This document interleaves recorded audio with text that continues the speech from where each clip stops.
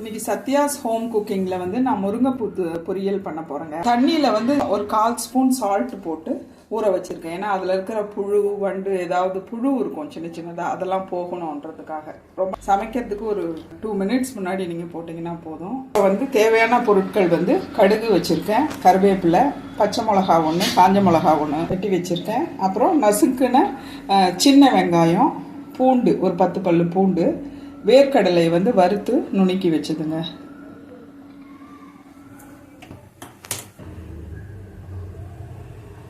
இதுக்கு வந்து 1 table spoon எண்ணெய் போதும்.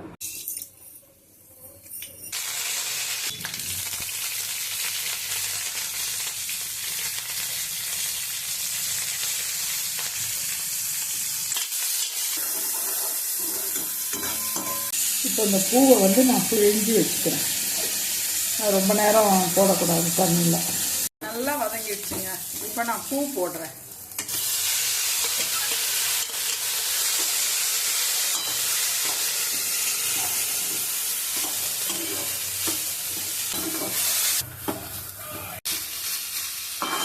இப்போ இந்த பூவில் வந்து தண்ணி வந்து வேணும்னா சும்மா தெளிச்சுக்கலாங்க. இது முருங்கை கீரையில் இருக்கிற மாதிரியே அயர்ன் சத்து, கால்சியம் நிறையவே இருக்குது.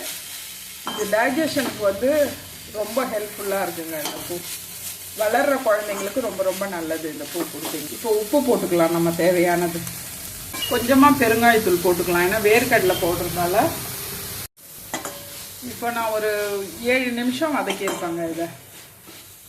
இப்போ நான் கடைசியாக வந்து வேர்க்கடலை பொடியை தூவ போகிறேன். இதில் ஒரு 2 ஸ்பூன் இந்த இதுக்கு பிடிச்சது. அவ்வளோதான், ரெடி. சுட சுட சாதத்தில் இதை ஒரு கரண்டி போட்டு கொஞ்சம் நெய், ஒரு 1/2 ஸ்பூன் நெய்யை விட்டு பசஞ்சு சாப்பிட்டா ரொம்ப நல்லா இருக்குங்க.